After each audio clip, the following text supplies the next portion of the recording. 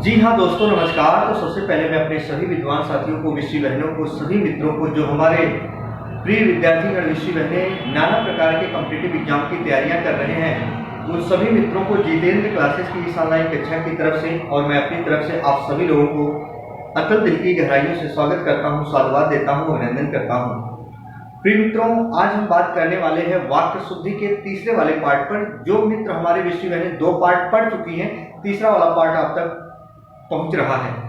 दोस्तों, आज हम बात करेंगे किसी भी सेंटेंस का जो निर्माण होता है कर्ता, कर्म और क्रिया से होता है। जी हाँ, किसी सेंटेंस का निर्माण होता है कर्ता, कर्म और किससे होता है दोस्तों? क्रिया से होता है। यानी वाक्य में सबसे पहले क्या आना चाहिए? कर्ता यानी सब्जेक्ट, फिर क्या आना चाहिए? ऑब्जेक्ट, फिर क्या आना चाहिए? वर्ब आना चाहिए। इसका मतलब यह हुआ दोस्तों, हमेशा और हमेशा सबसे पहले वाक्य में कर्ता आना चाहिए, फिर कर्म आना चाहिए, फिर क्रिया आनी चाहिए।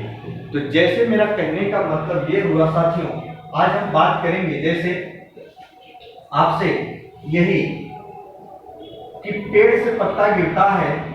जी हाँ, पेड़ से पत्ता गिरता है कि पत्ता पेड़ से गिरता है, कि पत्ता पेड़ से गिरता है। प्रिय साथियों, एग्जाम में ऐसे ही प्रश्न आते हैं और हमारे दिलो दिमाग काम करना बंद कर देते हैं। हम अथक मेहनत करते हैं पर समझ में चीजें नहीं आती। पेड़ से पत्ता गिरता है कि पत्ता पेड़ से गिरता है। अब विद्यार्थीगण कंफ्यूज हो जाते हैं। ऐसे ही सेम दोस्तों आता है क्या? पक्षी आकाश में उड़ते हैं, पक्षी आकाश में उड़ते हैं, यह देता है आकाश में पक्षी उड़ते हैं, आकाश में पक्षी उड़ते हैं। दोस्तों, प्रश्न ऐसे आता है, एक चीज हमेशा याद रखना दोस्तों, हमेशा याद रखना क्या कि वाक्य में सबसे पहले कर्ता लिखा जाता है। तो कर्ता किसे कहा जाता है? वाक्य में कार्य को जो करने वाला होता है उसे क्या कहा जाता है? कर्ता कहा जाता है। यानी कार्य को करने वाला ही कर्ता होता है। वाक्य में कार्य को जो करता है वही कर्ता कहलाता है। प्रिय साथियों, आइए जरा हम देखते हैं, एक एक प्रश्न पर चर्चा करेंगे। पहले हम इस पर ध्यान देंगे, पेड़ से पत्ता गिरता है। कई बार ऐसे आयोग पूछ लेता है, बताइए यहाँ पत्ता क्या है? 4 ऑप्शन देता है। इस वाक्य में पत्ता क्या है? तो 4 ऑप्शन दिया रहता है ए बी करके। पहला ऑप्शन रहेगा ऑब्जेक्ट, दूसरा ऑप्शन रहेगा कर्ता, तीसरा नंबर रहेगा क्या दोस्तों? कारण, चौथा ऑप्शन रहेगा दोस्तों क्रिया। आपसे पूछेगा यहाँ पत्ता क्या है, तो सबसे पहले आपको ये ध्यान देना है कि दोस्तों मान लीजिए पेड़ हो गया, कोई पेड़ हो गया और ये पेड़ में ये पत्ते लगे हैं, पेड़ में ये पत्ते लगे हैं, पत्ता ही गिरने का काम कर रहा है। तो इस वाक्य में पत्ता क्या होगा? कर्ता होगा। पत्ता क्या होगा? कर्ता होगा। कई बार एग्जाम में प्रश्न आया है, बच्चे गलत किए हैं। तो पत्ता क्या होगा दोस्तों? इस वाक्य में कर्ता होगा। तो कर्ता तो यहाँ बीच में है, यानी ये वाक्य क्या होगा? गलत होगा। बीच में तो कर्ता नहीं आता है, क्या आता है? कर्म आता है। इसका मतलब पत्ता क्या होना चाहिए? पहले होना चाहिए। ये सेंटेंस जो सही होगा, इसका मतलब कैसे सही होगा दोस्तों? पत्ता पेड़ से गिरता है, पेड़ से गिरता है। अब देखो दोस्तों, ये गिरना क्या हुई? क्रिया, और पत्ता क्या हुआ दोस्तों? कर्ता। जी हाँ, फिर समझो, यहां तक की बातें आपने समझा। कई बार एग्जाम में पूछता ऐसे, यहां पेड़ क्या है? पेड़ क्या है दोस्तों? तो जरा देखो प्रिय साथियों, पत्ता पेड़ से गिरता है, यानी पेड़ क्या है? यहाँ चाहे यहाँ चाहे यहाँ। तो याद रखना, यहाँ पेड़ क्या है? तो पेड़ से पत्ता अलग हो रहा है। पत्ता तो कर्ता हो गया, गिरने का काम कर रहा है, पर पेड़ जो है दोस्तों, याद रखना ये कारक है। पेड़ क्या है? कारक है। और कारक जो भी होते हैं दोस्तों, वो या तो संज्ञा होते हैं या तो क्या होते हैं? सर्वनाम होते हैं। कारक जो भी होते हैं दोस्तों, फिर बता रहा हूं, या तो संज्ञा होते हैं या तो सर्वनाम होते हैं। कारक जो भी होते हैं या तो नाउन या तो प्रोनाउन या तो संज्ञा या तो सर्वनाम होते हैं। तो पेड़ यहाँ देखो संज्ञा है, जातिवाचक संज्ञा है और ये कारक के रूप में है, अपादान कारक है, क्योंकि इसकी विभक्ति चिन्ह क्या होती है, से होती है। क्या होती है दोस्तों, से होती है, अपादान कारक का उदाहरण है। और ये वाक्य अशुद्ध था, शुद्ध क्या होना चाहिए था, पत्ता पेड़ से गिरता है। तो कई बार ऐसे पूछता है कि पत्ता पेड़ से गिरता है, बताओ यहाँ पेड़ क्या है। तो बच्चे जानते हो क्या करते हैं, वो सोचते हैं यहाँ बीच में आया तो बीच में ऑब्जेक्ट होता है कर्म, लेकिन उनको नहीं पता होता है कि यहाँ पेड़ क्या है, कारक है। पेड़ क्या है, कारक है, क्योंकि अपादान कारक की विभक्ति चिन्ह क्या होती है, से, और कारक जो भी होता है या तो संज्ञा या तो सर्वनाम होता है। सिंपल सी बात है। यानी ये वाक्य गलत था, ये वाक्य यहाँ सही था, यानी इसको मैंने सही के रूप में यहाँ लिखा। जी हाँ, अब आप समझ गए होंगे। अब सुनो प्रिय साथियों, याद रखना, जीवन में कहीं रहना, किसी सेंटेंस में अगर एक कारक आता है, कोई एक कारक आए, चाहे कर्ता, चाहे कर्म, चाहे करण, चाहे संप्रदान, चाहे अपादान, चाहे संबंध, चाहे अधिकरण, चाहे संबोधन, कोई भी कारक आए, तो हमेशा याद रख लेना आप जीवन में अगर कारक आता है वाक्य में, तो कर्ता और क्रिया के बीच में अगर आप कर्ता और क्रिया के बीच में अगर आप दोस्तों कारक रख देते हो ना, तो वाक्य शुद्ध हो जाता है। कर्ता और क्रिया के बीच में अगर आप कारक रख देते हैं तो याद रखना वाक्य शुद्ध हो जाता है। कारक को अगर पहले करेंगे, कर्ता बीच में करेंगे तो वाक्य अशुद्ध हो जाएगा। अच्छा दोस्तों, यहाँ आ जाओ। जैसे मैंने दिया आकाश में पक्षी उड़ते हैं, पूछेगा यहाँ आकाश क्या है, यहाँ तो कर्ता तो है नहीं। कर्ता क्या है इस वाक्य में, पक्षी है, तो पक्षी ही पंख हिलाने का काम कर रही है, यानी उड़ने का काम खुद पक्षी कर रही है ना, वही तो कर्ता हुई। तो कर्ता तो बीच में आता नहीं, यानी ये ऐसे होना चाहिए था दोस्तों। क्या, जरा देखो, पक्षी आकाश में उड़ते हैं, पक्षी आकाश में क्या दोस्तों, उड़ते हैं। अब आपसे पूछेगा बताओ यहाँ आकाश क्या है, आकाश क्या है, आकाश यहाँ कर्म नहीं है दोस्तों, आकाश शब्द यहाँ कारक है, और कारक जो भी होते हैं या तो संज्ञा या तो सर्वनाम होते हैं। आकाश शब्द संज्ञा है और कारक कौन सा है, अधिकरण कारक है, क्योंकि इसकी विभक्ति चिन्ह क्या होती है, में पर पे, और पक्षी यहाँ क्या हुआ, कर्ता, कर्ता पहले आया, उड़ना क्या हुई दोस्तों, क्रिया, तो कर्ता और क्रिया के बीच में मैंने कारक को बैठा दिया, यानी वाक्य क्या हो गया, सही। यानी आकाश में पक्षी उड़ते हैं, ये भी वाक्य गलत था। पेड़ से पत्ता गिरता था, ये भी वाक्य गलत था। सही क्या था, पत्ता पेड़ से गिरता है और पक्षी आकाश में उड़ते हैं। बात समझ गए? तो दोस्तों एक बार इसका स्क्रीनशॉट लीजिए आप फटाफट।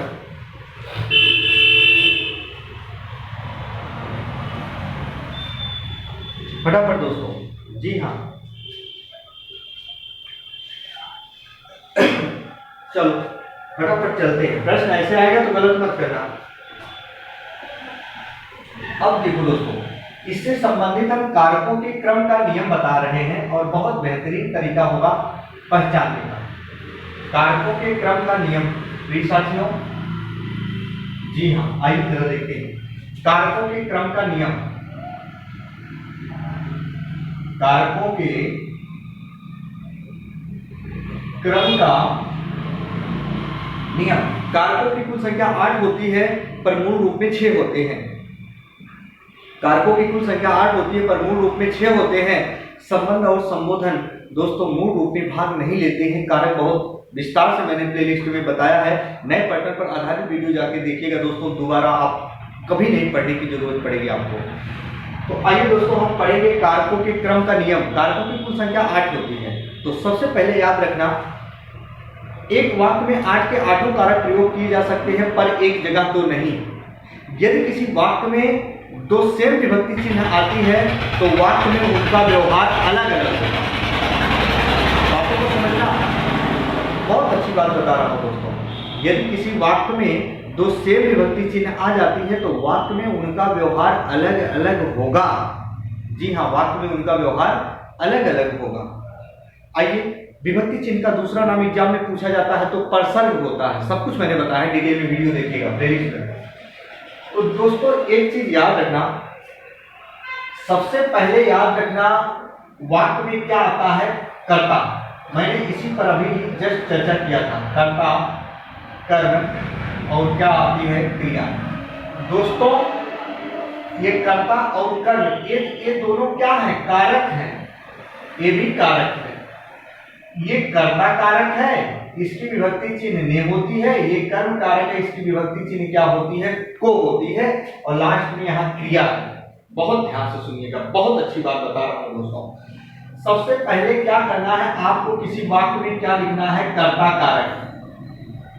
कर्ता कारक, कर्ता कारक कितने नंबर पर आता है, पहले।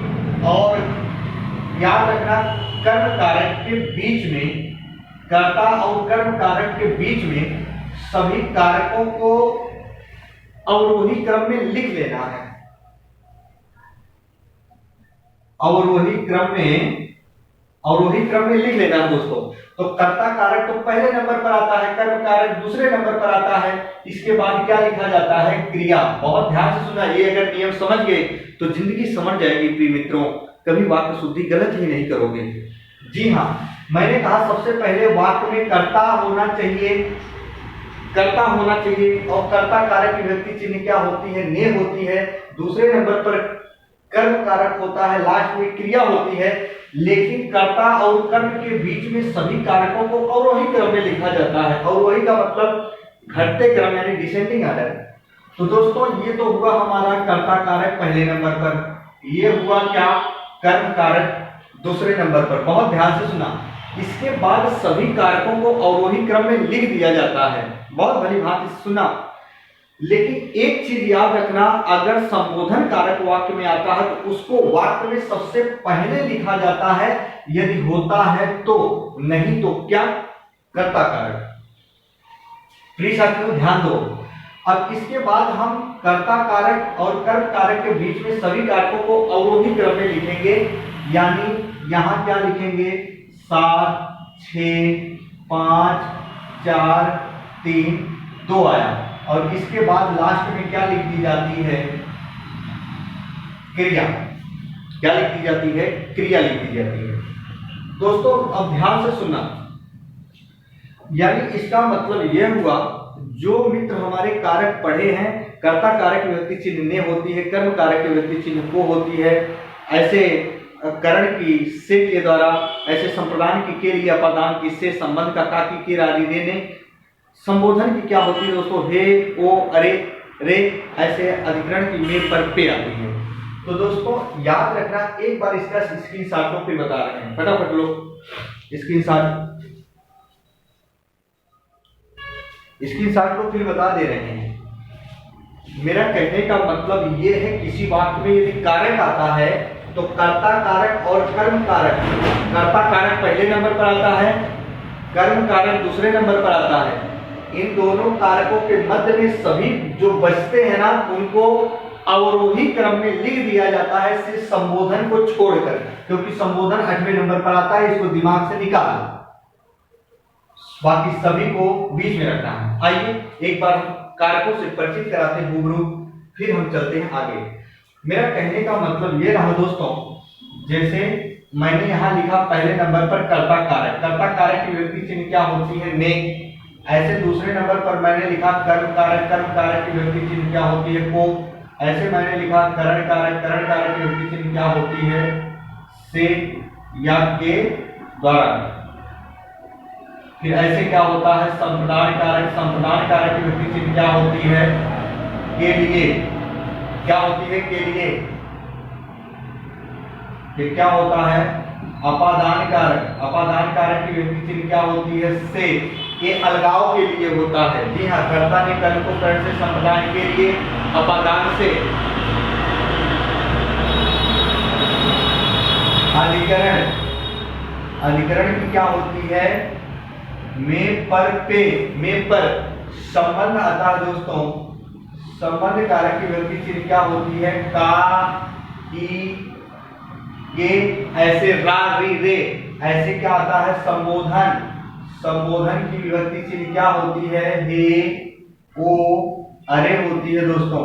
लेकिन याद रखना, अब यहाँ आपको ध्यान देना है दोस्तों, कर्ता कारक जो होता है ये पहले नंबर पर, ये दूसरे नंबर पर, ये तीसरे नंबर पर, ये चौथे नंबर पर, ये पांचवें, ये छठवें, ये सातवें, ये आठवें। अब सुनो, हम वाक्य दे रहे हैं इस पर, ये अगर लिख लिए हो एक बार इसकी साथ ले लो, हम वाक्य बता रहे हैं कैसे करना है प्रिय साथियों। जी हाँ, चलो अब इसकी साथ ले लेना, इसको कॉपी पे लिख लीजिएगा, फिर हम बता रहे हैं कैसे आपको करना है। जैसे देखो हम सेंटेंस यहां दे रहे हैं बना के, अब कैसे आपको करना है।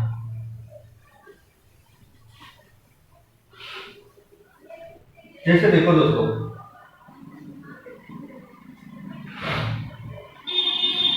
जैसे मैंने कहा ग्रामीणों ने लाठी से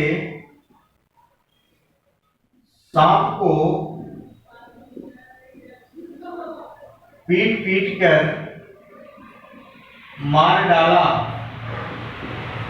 दोस्तों ये प्रश्न आपके एग्जाम में आया, तो मान लो इसको आपसे कहेगा कि बताओ वाक्य शुद्ध है का शुद्ध है। ग्रामीणों ने लाठी से सांप को पीट पीट कर मार डाला, तो क्रम तो आप देखे थे, क्रम यहां लिख दे रहे हैं। पहला होता है कर्ता कारक, दूसरा होता है कर्म, इसके बीच में सभी कारकों को अवरोही क्रम में, यानी 7, 6, 5, 4, 3, 2, इसके बाद लास्ट में क्रिया लिख दी जाती है। जरा ध्यान सुनो, तो कर्ता कारक है ये पहले नंबर पर आता है। जी हाँ, यहाँ तो सही है। लाठी से, ये कौन सा है? लाठी से, लाठी से याद रखना, जो करण कारक होता है ये कारक एक बार पढ़ लीजिएगा फिर समझ पाओगे। साधन या माध्यम के लिए होता है, क्योंकि लाठी सांप को मारने का माध्यम या साधन क्या है? साधन या माध्यम क्या है? लाठी ही है। जैसे चाकू से फल काटा, तो फल को काटने का साधन या माध्यम क्या है? चाकू है। तो ये करण कारक है। करण कारक कितने नंबर पर आता है? तीसरे नंबर पर। तो जरा देखो यहाँ ऐसे इस पेन से लिख देते हैं दोस्तों, और देखो सांप को हमेशा और हमेशा को दूसरे नंबर पर आता है। यहाँ 2 ऐसे लिख दो, पीट पीट कर मार डाला, अब क्रिया आ गई। इसका मतलब यह हुआ दोस्तों, हमेशा और हमेशा कैसे चेक करोगे कि वाक्य ये सही है कि गलत है?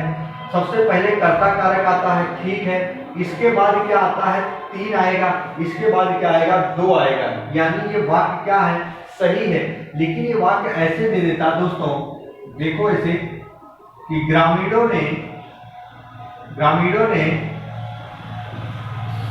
सांप को लाठी से पीट पीट कर मार डाला।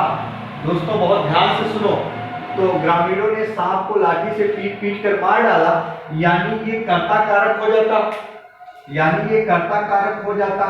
ये पहले नंबर पर, सांप को ये दूसरे पाया, ये तीसरे पाया, यानी ये क्या है? गलत है। अवरोही क्रम का मतलब ये पहले आना चाहिए, फिर तीसरा आना चाहिए। पहले क्या आना चाहिए दोस्तों? पहला आना चाहिए, फिर तीसरा आना चाहिए, ऐसे आना चाहिए था घटते क्रम। यानी ये वाक्य सही था, लेकिन ये तो बढ़ते क्रम हो रहा है ना, ये वाक्य क्या हो जाएगा? गलत हो जाएगा। इसकी साथ लीजिए, फिर बता रहे हैं दोस्तों, बहुत अच्छे से बताएंगे, परेशान मत होना। दूसरा उदाहरण बता रहे हैं, चलिए। जैसे मैंने कहा दोस्तों,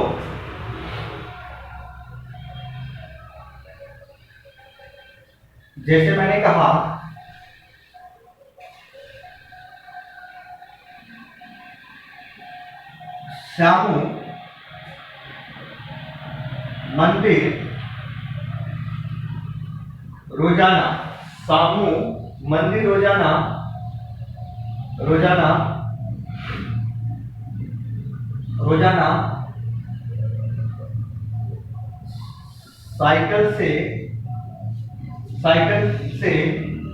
रोजाना साइकिल से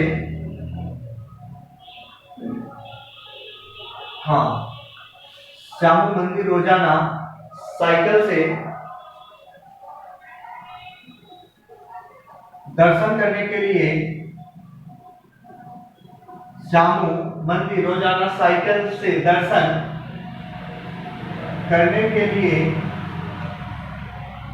घर से जाता है। ऐसे लिख लो, घर से जाता है, यहाँ और नजदीक में लिख देते हैं, के लिए घर से जाता है। दोस्तों ऐसे लिख दिया। सुनो कहानी, दिख रहा कि नहीं आपको, जरा देख लेते हैं दोस्तों। हाँ दिख रहा, आइए जरा देखते हैं।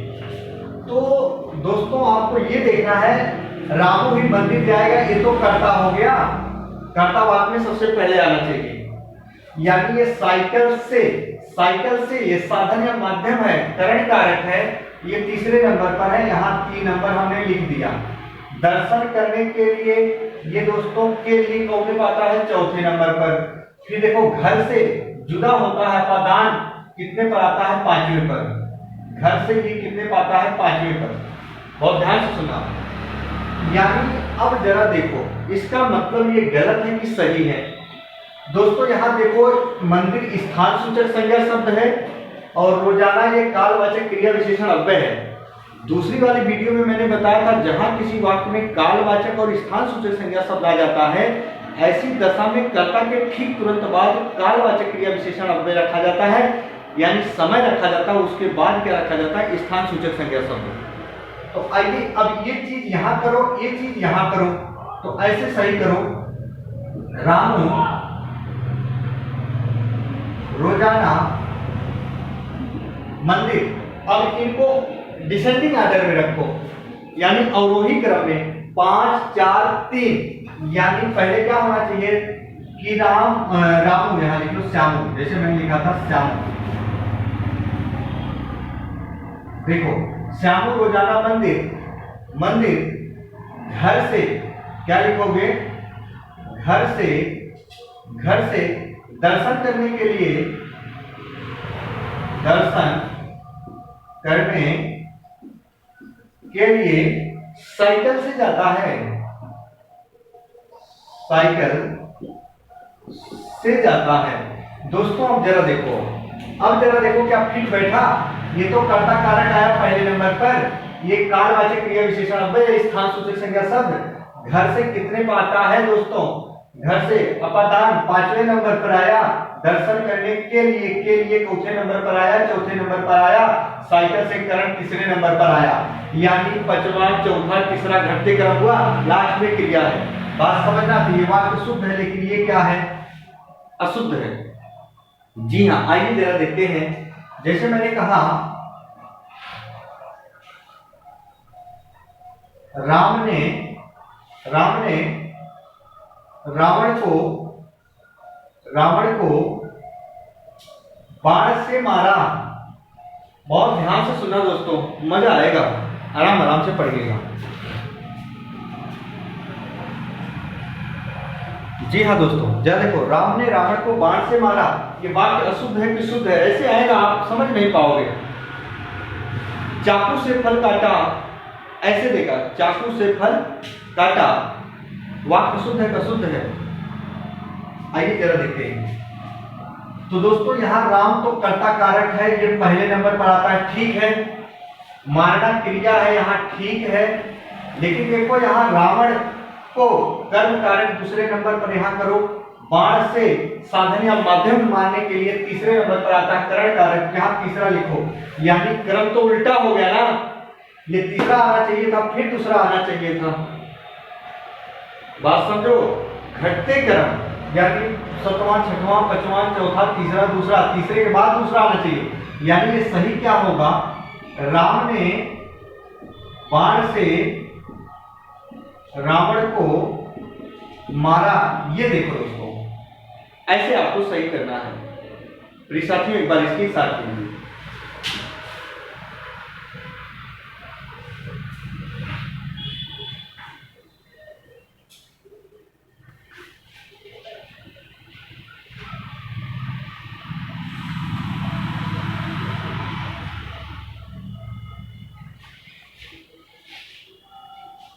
चलो जाए दोस्तों, चलो अगला दिखाते हैं। इसके साथ ले लिए होंगे और एग्जाम्पल, जैसे मैंने कहा यहाँ एग्जाम्पल पे एग्जाम्पल दोस्तों समझ जाओ, और ये बहुत इंपॉर्टेंट बिंदु होता है कारण। जैसे मैंने कहा,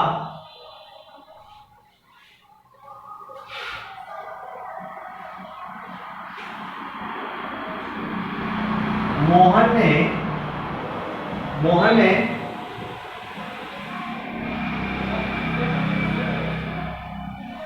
मोहन ने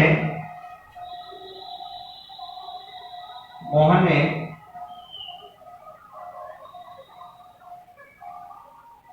मोहन ने मां के लिए मोहन ने मां के लिए मोहन ने मां के लिए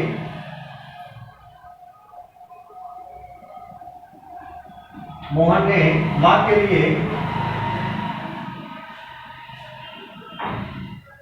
मोहन ने मां के लिए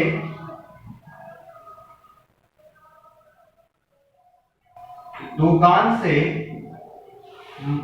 मोहन ने मां के लिए दुकान से कपड़े लाया। ऐसे देगा, पूछेगा बताओ वाक्य शुद्ध है कि अशुद्ध है। मोहन ने मां के लिए दुकान से कपड़े लाया, तो मोहन क्या है, कर्ता कारक के पहले नंबर पर आता है। मां के लिए, मां यहां क्या है, संप्रदान कारक है, संप्रदान कारक है दोस्तों। और संप्रदान कारक की विभक्ति चिन्ह क्या होती है, के लिए। मां यहां संप्रदान कारक, उसकी विभक्ति चिन्ह क्या है, के लिए। और दुकान से, ये मां के लिए किसमें आता है, चौथे नंबर पर। दुकान से कपड़े लाया दोस्तों, याद रखना हमेशा और हमेशा। अपादान यहां है पांचवें नंबर पर। अब जरा देखो, गलती मत करना, दुकान से कपड़े लाया अपादान है, साधन या माध्यम नहीं है।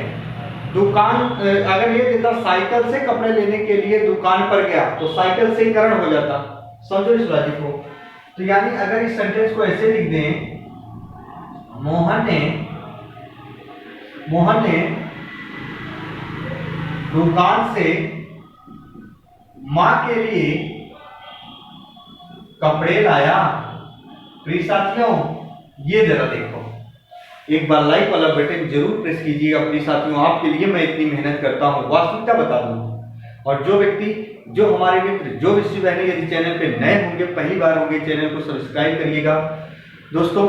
और ऐसे ही महत्वपूर्ण बिंदु हम आपके सामने लेकर आते रहेंगे। और जो मित्र हमारे विश्व बहनें ना समझ पाई हों, कमेंट बॉक्स में कमेंट करेंगे, हम वहां तक भी जवाब देने का प्रयास करेंगे। और समय जब भी मुझे मिलेगा दोस्तों, कमेंट का जवाब मैं जरूर दूंगा। तो आप वाक्य शुद्धि बेहतरीन तरीके से पढ़िए, प्रैक्टिस करिए। नहीं आता है तो मैं हूं दोस्तों, क्यों नहीं आएगा, उसके पीछे भी क्या कोई वजह है। जो हमारे स्टूडेंट बेटी बहनें बहुत अच्छे से वाक्य शुद्धि को समझ जाते हैं, क्या उनके पास अलग से कोई तरीका होता? नहीं दोस्तों, हम यही सीखते हैं, यही सब कुछ करते हैं, याद रखिएगा। और जो नहीं आता कमेंट बॉक्स में कमेंट करिएगा। उत्तर प्रदेश पुलिस भर्ती के लिए भी हम बहुत फास्ट रिवीजन कराने वाले हैं, परेशान मत होइएगा, वही कराएंगे जो एग्जाम में आएंगे। तो बस दोस्तों, आज इतना ही मित्रों। तब तक के लिए आपका भाई, आपका दोस्त अपनी वाणी को यही विराम देता है मित्रों। जय हिंद, जय भारत।